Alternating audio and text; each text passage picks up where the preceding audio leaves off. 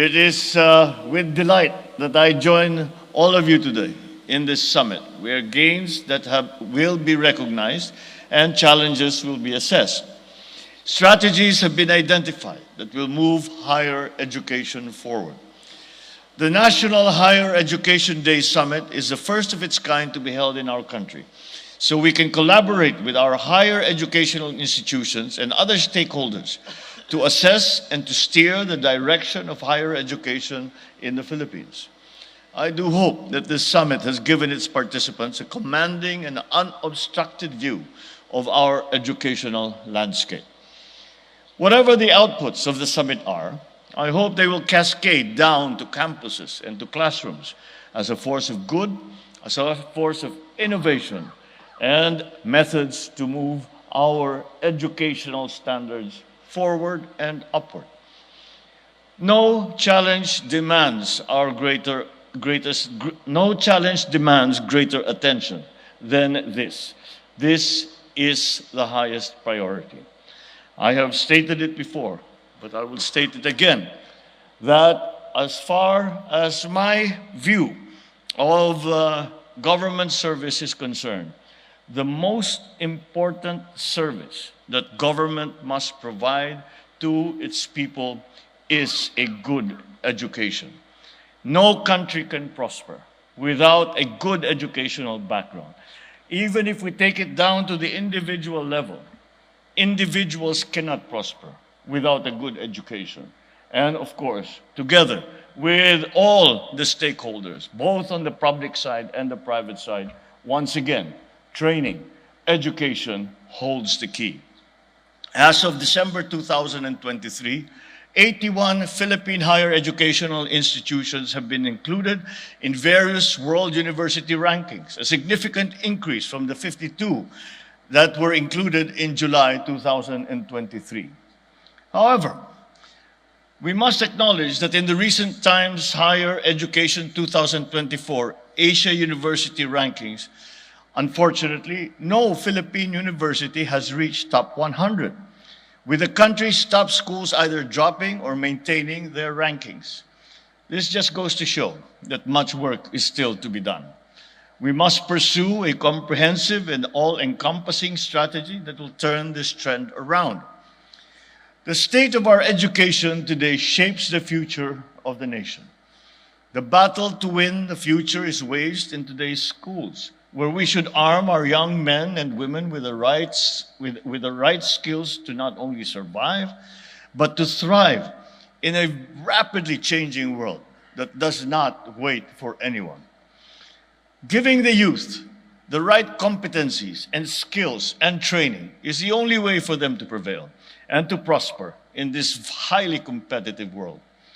Our greatest obligation to them is to mold them into critical thinkers, into problem solvers, into visionaries, wielding the skills that will allow them to succeed in the future. Without an educated workforce that will implement them, any national economic blueprint will remain simply as that, blueprints.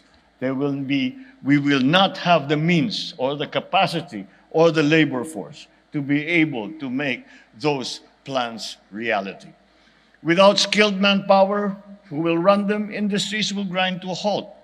Social services will cease to function. Without a national pool of talent who can master new technologies and adjust quickly to tectonic changes, the country will be perpetually catching up, left behind by other societies whose educational systems have been made more adept. And that is why improving higher education and making it responsive to the present and future needs of society is front and center of this administration's national development agenda.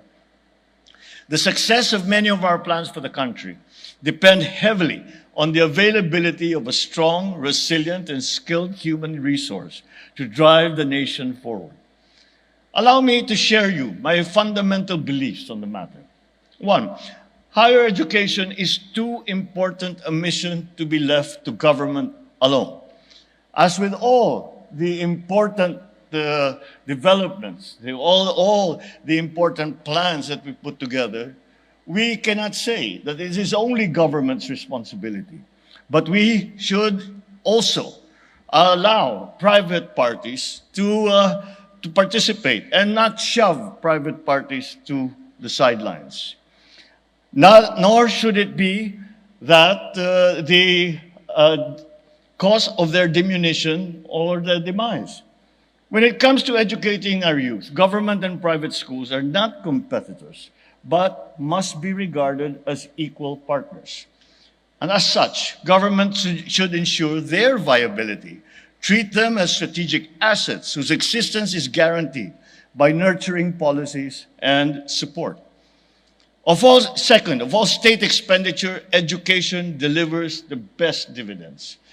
This administration remains committed to the continuing provision of a free tertiary education in public universities and colleges for qualified students as provided under the Universal Access to Quality Tertiary Education Act. We have allocated close to 134 billion pesos for our state and local universities and colleges this year so that more students can receive free tertiary education and more families will be eased of the burden of having to pay for college. We know that whatever is spent on education, we should never regard as an expenditure. It is an investment. It is an investment. It is an investment in our people. It is an investment in our country. It is an investment in our future. Third, mandates must be attached to merits. Democratizing access to education should not lead to the lowering of academic standards. Scholastic yardsticks are not movable goalposts, which we change every year to improve our numbers.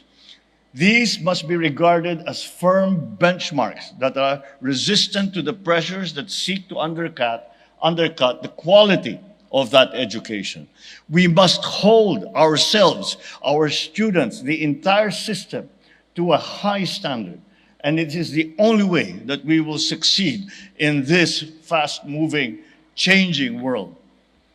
Fourth, there are ways of solving educational problems other than just throwing money at the problem. Certainly, we could not say that appropriations will always solve the problem. Cash is not always a cure.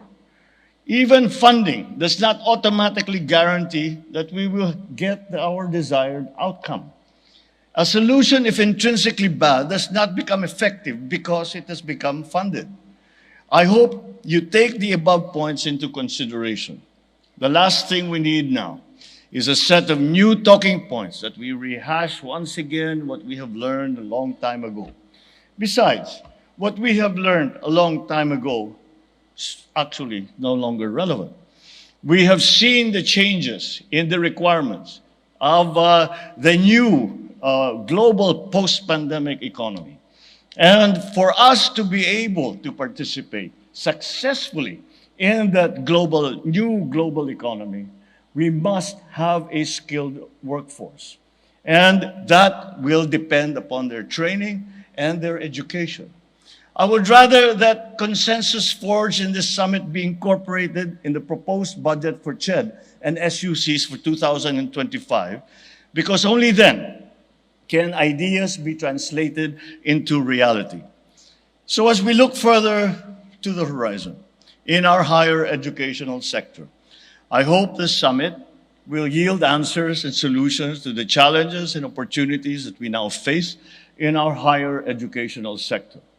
And so I encourage every stakeholder here to work with us and strengthen our efforts towards an inclusive, equitable, accessible, and sustainable higher educational sector. Let us mold a new generation of critical thinkers, problem solvers, visionaries, who will realize our aspirations for a new Philippines, a bagong Pilipinas, to bring us to a future of growth, opportunity, and prosperity.